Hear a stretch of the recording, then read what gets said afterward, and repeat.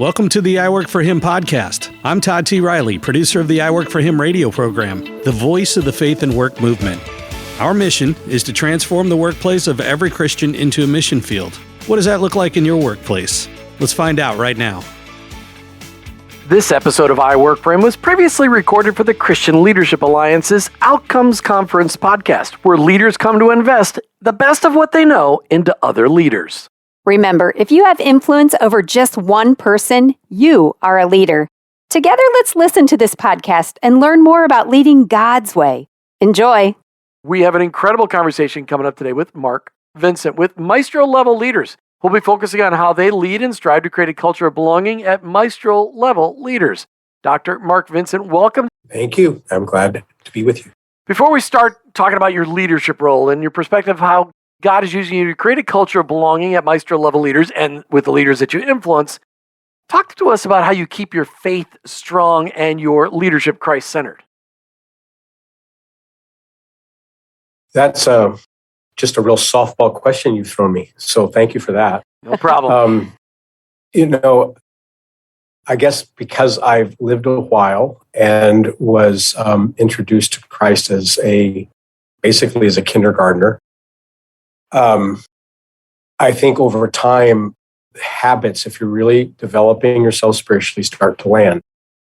And for me, the rhythm of personal time in prayer and in reading, and reading devotional literature, sometimes reading things that really expand my spirit, and then also a weekly rhythm of worship have begun to matter more than ever before. So I really have been using for a number of years now the Book of Common Prayer.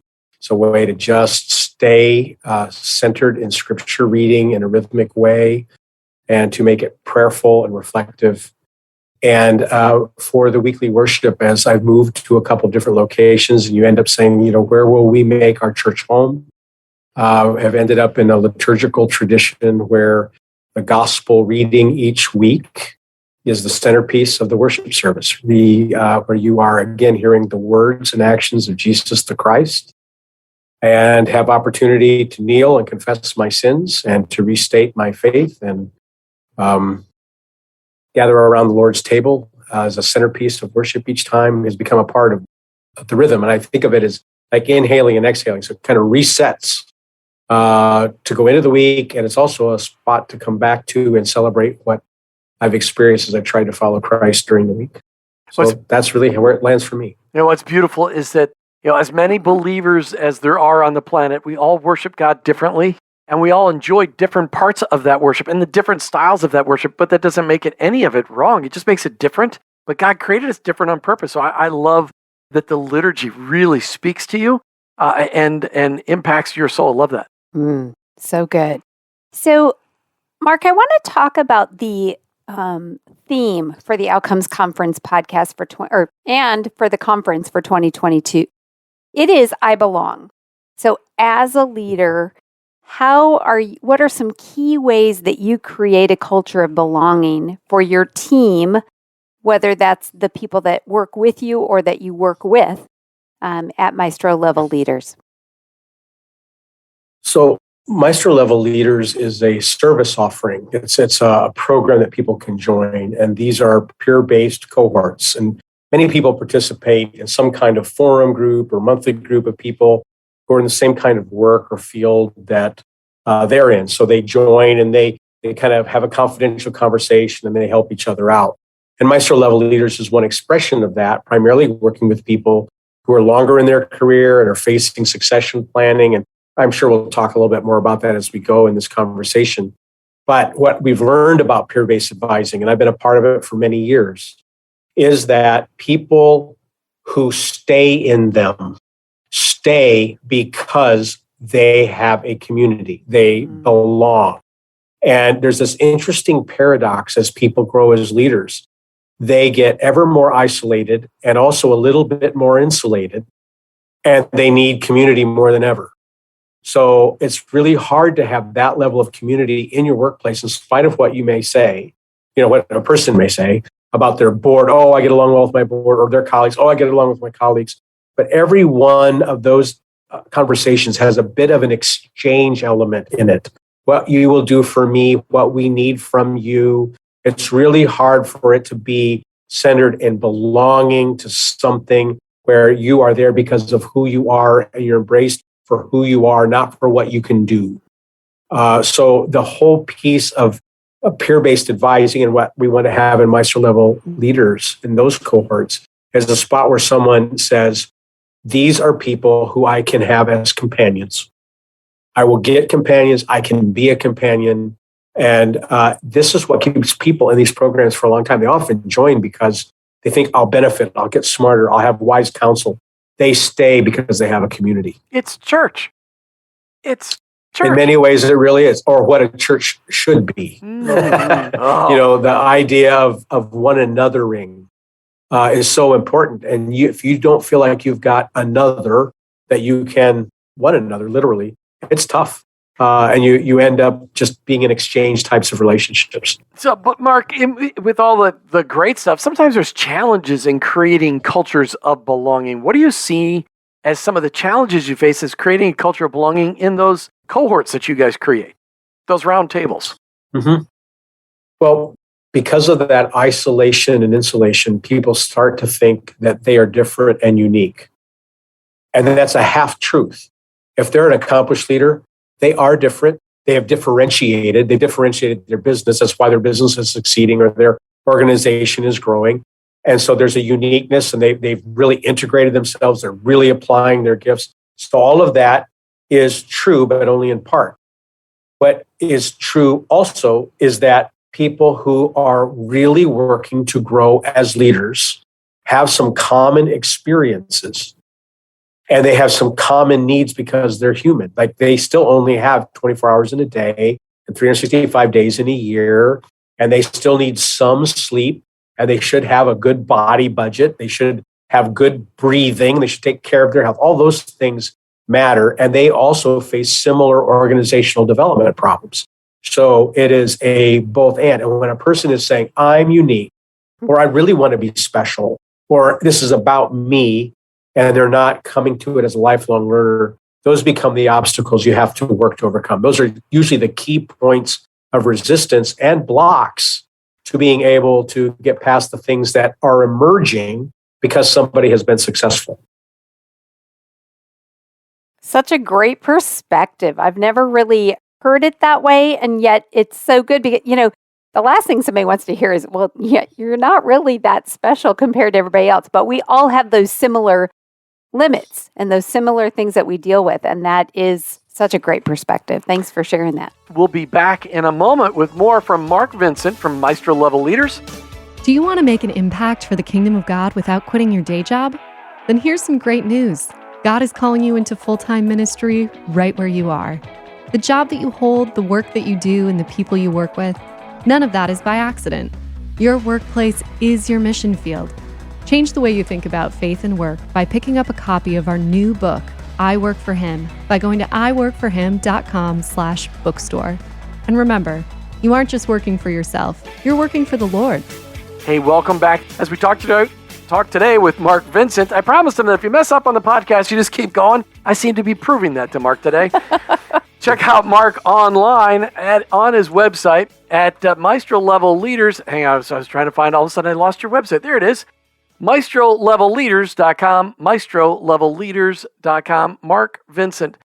A lot of us, when we lead, we've got core principles that guide us. What are the top 2 core principles that guide you as a leader and as you influence leaders? Well, there are 2 that come readily to mind among many you might call on. They're the kind of the ones that are always at the front. So one of them is much more philosophical, more directional, let's say, and that is that for me, I want to love leaders who love leaders. So that sounds like a mission statement, and yes, it is, but I would also say it's a principle that there is a people-centeredness to leading, not just a thing-centeredness or a goal-centeredness. It's about getting people done through the things we're doing, much more than getting things done through people. And that's a little bit trite. That could go on a nice leadership poster, but that's something I think about a lot. And close on the heels of that is something that's a lot more operational, which is I want to be very firm on process and very gentle with people. And by firm, I don't mean legalistic and hard. I mean not letting go of it, a bulldoggedness, a determinedness that this is about moving things forward that together we've agreed that need to be done. And sometimes, yes, you have to make a tough leadership call and decide this is where we're going, even if other people aren't ready. But that doesn't mean you mistreat people. It doesn't mean you yell at them. It doesn't mean that you harm them in some way or that you treat them as a commodity that you use up and throw away in order to get things done. So when we're doing this work together, we want to face into the process, which actually gets us, you can almost picture it happening. You turn and become side by side as you face toward this thing that you're going to be working at and take your next step. So those are two principles I really think of quickly, easily, and often. They probably have a bit of a neural pathway in me because this is the stuff I've lived for quite a while now. That's so great. So in that, maybe related, maybe not, but what role does listening play in your living out your role as a leader at Maestro-level leaders? It's really funny. I just came into this podcast after a lunch with someone where we were talking about communication and how communication is so important. And we ended up thinking and discussing how probably about 80% of good communication is the listening side, not just stating it again and then again and finding 100 ways to try and force people to understand something. And so when you're helping other people develop, they need to be able to identify what they need to do and then even more so what they're willing to do. And that's true at an organizational level. Well, that comes from asking questions and showing up curious. That's the stuff that we talk about all the time. But listening is at the heart of it. And listening, especially when you're leading, you're not just listening to say, okay, I'm turning off other things that I might be thinking about, and I'm just trying to focus on you. Whatever it is you want to tell me, it is much more a matter of if we're working on something together, we're listening for where you are and what comes next and what we can do next together. So you're listening at a variety of levels. You're not just listening for what we would say is the comprehension part of it. Mm-hmm. And you're not just listening for the context or the concepts, the definitions of what somebody means. You're actually listening for the architectural elements for what can then be built. And then there's one more level. That's listening adaptively, where like we're going to learn as we go. Who has all the answers right now? I don't have the answers or we wouldn't be having this conversation. You don't have the answers or we wouldn't be solving together. So out of what we're trying, some things won't work and some things will. So we're listening for what can be adapted, what's emerging as well. And so that's a very deep level of listening, which means I can't be too quick to tell you what I'm thinking about. And I can't be thinking about what I'm going to respond to your words if I'm actually trying to get it all. So I have to trust the fact that a good question or a good thought is going to come later. But I want to make sure I understand. And so I think of the prayer of St. Francis all the time, that I would seek first to understand. And this is one way that really gets practiced. It's so funny that you say that because it's something that Jim and I have to undo all the time because in our podcasting, we are always thinking about what's next, what do we need to cover? And it's very easy to sometimes lose the context and go deeper in the conversation. So in our personal life, we have to step back, and we're like, no, it's not about what question is next. It's not about where are we going to go. It's like, let's listen to all that's happening now and really embrace it. And so we have to fight those two tendencies a lot. So I love the way you explained it. Thank you. So Mark, tell us about Maestro-level leaders. Tell us about its mission and its work.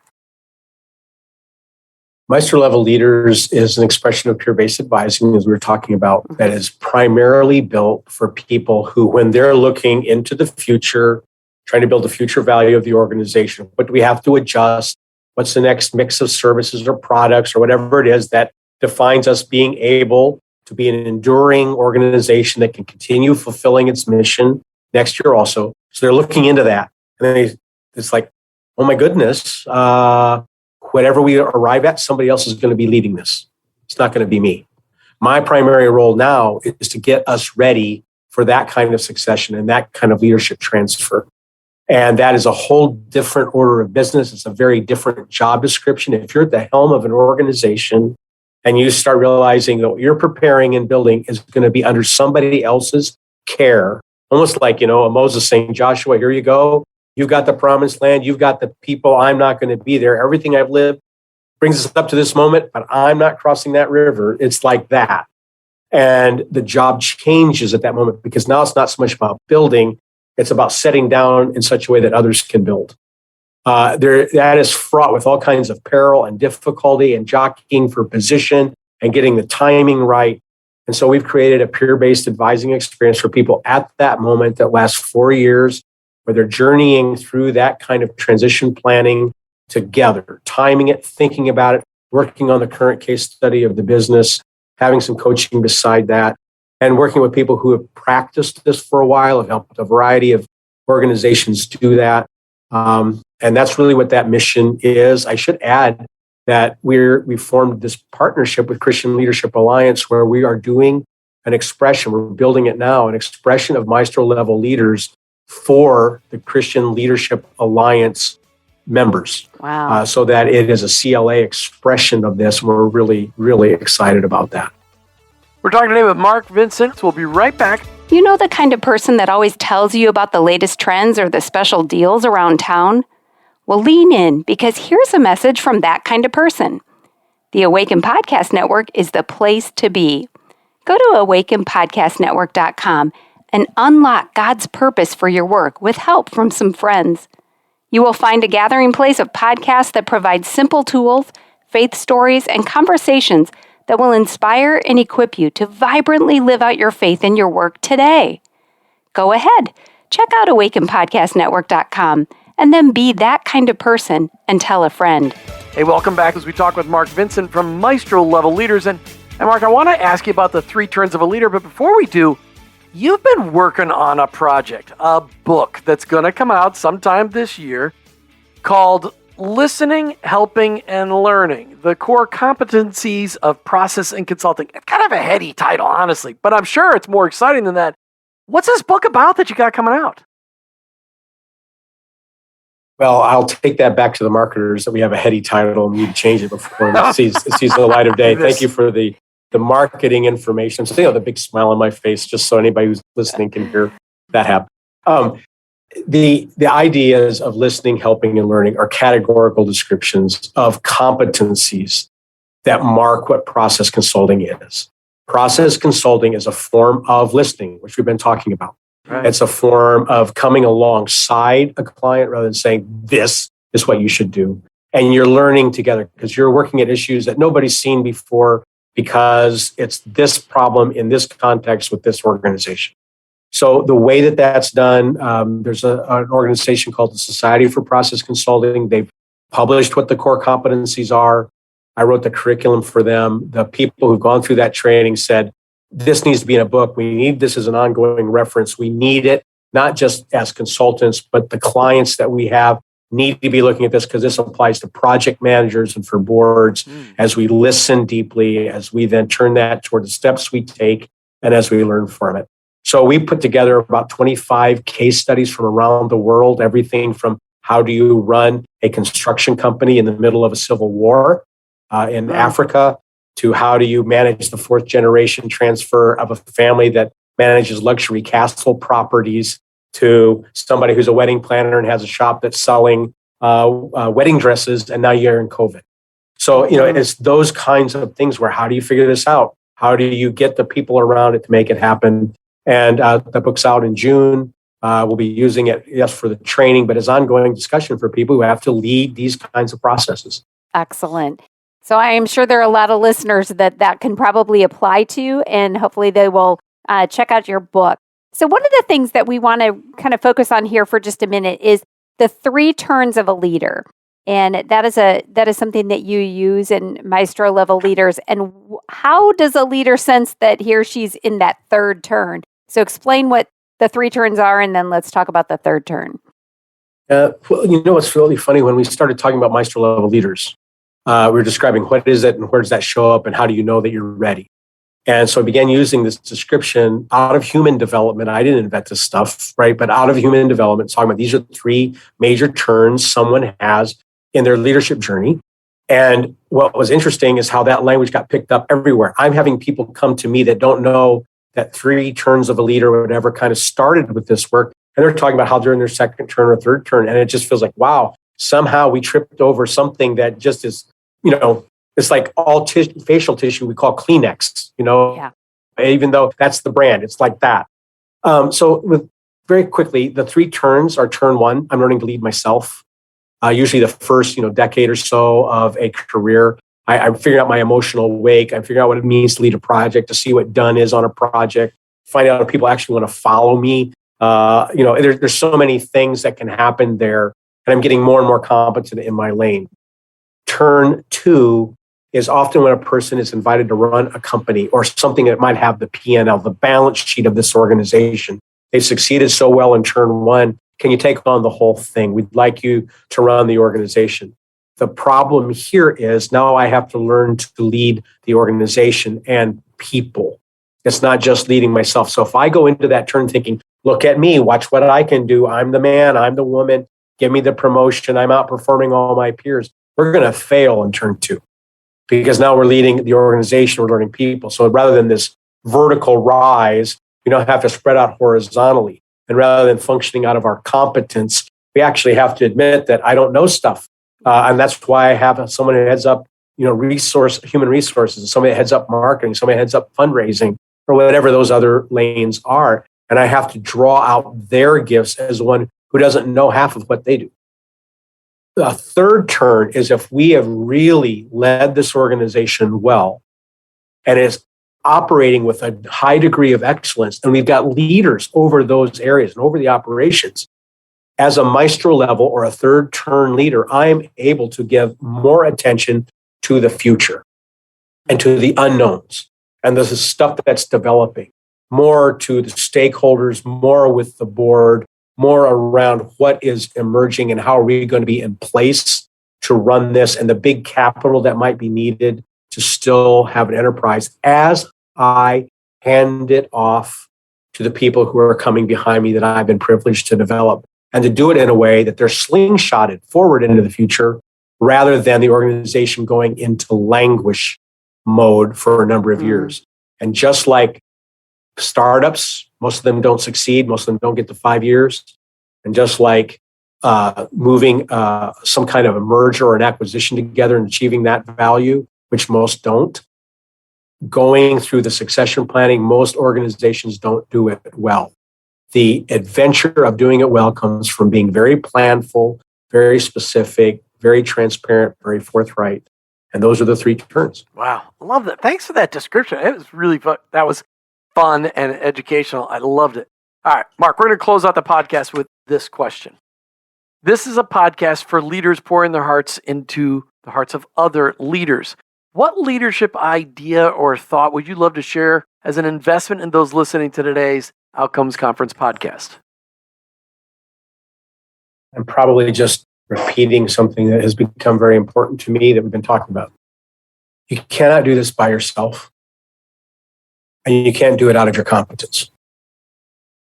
We need other people. We need to approach this from not knowing and from learning in order to be able to say, help is a good thing. Who can help us, not just help me, who can help us. And helping people get to that earlier in their career so they can keep growing and so that they can actually, as they develop as a human being, begin to see wisdom grow up and out rather than just knowledge and skill, so that they can then in turn invest into others who are in their first or second turns, helping them come to a place of wisdom. That has come to mean a great deal to me, and I consider myself very fortunate that I had an abundance of mentors in my life that modeled that, and I am deeply aware of how many people have never had that experience, do not know what it's like, have no picture of it. So helping to create that for others and to call it out of people who've never had that experience, it's like a holy calling, and I am privileged to be part of that. I believe you do have a holy calling right there at Maestro part, Maestro Leaders. I love that you're doing Maestro-level-leaders.com. Love what you're doing. And it is a holy calling, just pouring into leaders and helping them to pour into others. Any final questions, Martha?